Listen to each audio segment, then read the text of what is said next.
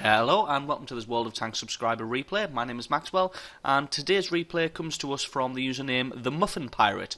That is the Muffin Pirate, excellent username there. And he is driving the Tier 5 Russian medium tank, the T-34. I picked this one because it's an interesting match, pretty good. And you guys have been asking for some lower tiered games. I don't actually really own any lower tiered tanks at the moment, so I'm going to be bringing you some tier 4 and tier 5 replays. Unless you guys have got some suggestions, if you know a good tier 4, tier 5 tank that you'd like to see me play, then leave me a comment in the comment section below and I'll look into buying that and bringing you some videos from it.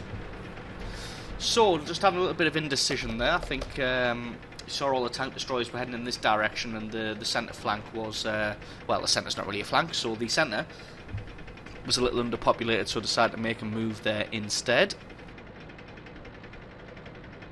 Before we get too far into this game, I asked on the last video if you guys would be interested in having a Q&A video once a week where you ask questions and I do my best to bring an interesting, amusing, possibly even informative answers for you.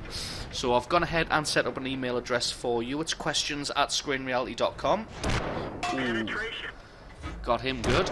Looks like that one went right through. That's questions@screenreality.com. So if you've got a question, either World of Tanks, gaming, or anything related really, it doesn't have to be any of those, but probably World of Tanks or gaming related would be better, then just send that to questions@screenreality.com, and once I've got enough, I'll see about bringing out a weekly Q&A program for you guys. I think this M8's in trouble. Yes, he absolutely is in trouble. Taken out in short order there by the T-34. It's got a pretty good gun on this tank. It's fairly rapid firing, does a decent amount of damage, and has pretty good penetration for its tier. So it's able to trade pretty well with almost anybody on the field that it gets put up against. So it's fairly good when going through the matchmaker. It doesn't get put up against ridiculous tier 8 and tier 9 tanks, which some of them do. Now, when the matchmaking system gets changed anyway, everybody's going to have a fairly good time of matchmaking, so fingers crossed and looking forward to that little update. So he's kind of just hanging around in the centre here and picking off anybody you can who shows his head where he shouldn't. Up in the higher tiers you'll find that not many people expose themselves to this firing position. So this KV-1 is going to get a bit of a hammering. And to be perfectly honest, he deserves taking this hammering because he is just sitting there and taking it. He's not even trying to get out of the way. There you go, he's just taking a pounding, not even caring. I think he's trying to see where the shots are coming from. But when you get hit a few times with shots like that, your best idea is literally just to back out of there. Especially if you keep getting hit. This guy's just, nope, he's decided to stop and he's been taken out. And he absolutely deserved that for being an idiot. So, what's the plan now? Going to see if he can get this other T-34, who's got himself into a bit of a precarious position in the open there. And, yep, there we go. Him and the Hertzer managed to take him out, no problem whatsoever. I think the Hertzer got the kill on that one, because, yeah, it didn't count towards this guy's kill total, which is a bit of a shame for him. So we're going to continue to camp this central area here and just take out whatever he can, although these guys do still have a few tank destroyers left, probably camped up on their ridge around about D6 and 7. It's a pretty even match so far, 5 for 5, although this team's tank destroyers are making a great push on the right hand flank there, so they're going to be getting into the base fairly quickly. So just spotted an M10 there, but I don't think there's any way this guy's... No, he's not going to get a shot on it as he's hidden behind a giant rock. And that KV-1 is pretty well hidden as well. Going to just try and take out the wall there.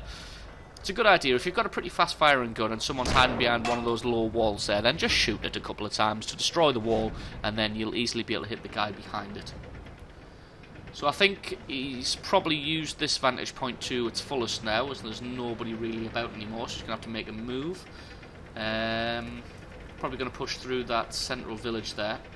Although it looks like he's just spotted on the map that his tank destroyers are pushing through on the right hand flank. So it looks like he's just going to have a quick change of heart and decide to push that side instead.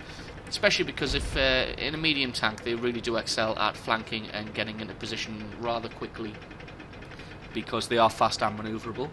So if he is able to get up there and support his tank destroyers, then he will be able to get behind the other tank destroyers, their other tank destroyers and heavy tanks, which are camped up on the ridge and have the entrenched position in the village there. So getting up here and getting behind them should net him a couple of good kills.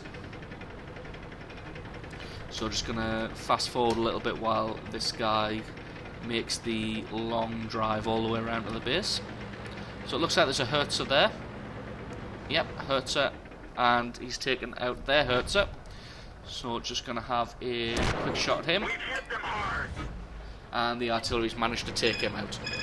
So that's the good thing about the artillery, is it'll have you back normally, so they'll try and take out the key targets that you are spotting. And there they are, there's the tank destroyers camped up on the ridge.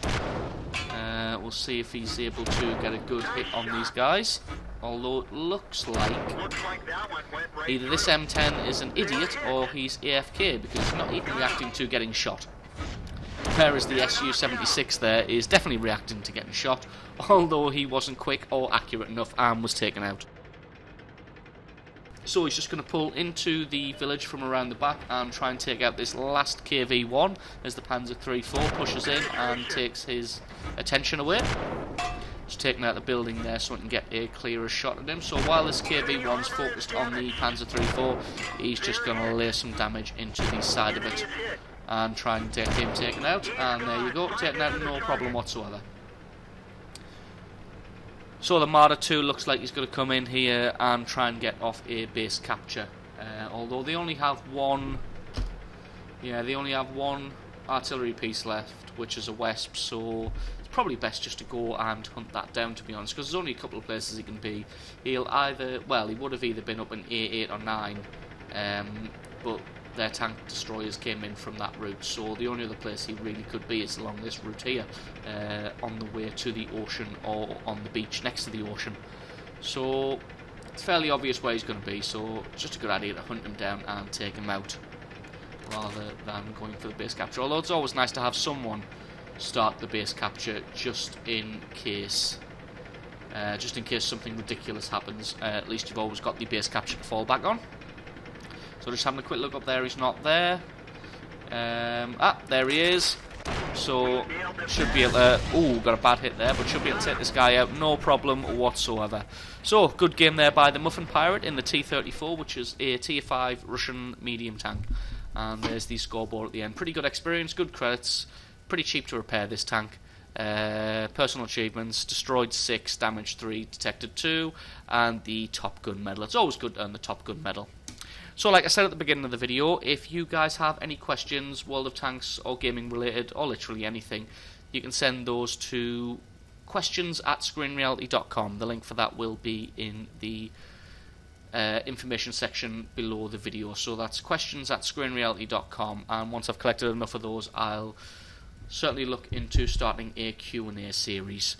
So thanks very much for watching, guys. Oh, also, sorry, totally forgot there. If you can think of a good Tier 4, Tier 5 tank that you'd like to see me bring some videos for, then just leave a comment down below there, and I'll get right on buying that tank and bringing you some videos. So thanks very much for watching, guys, and I'll catch you tomorrow.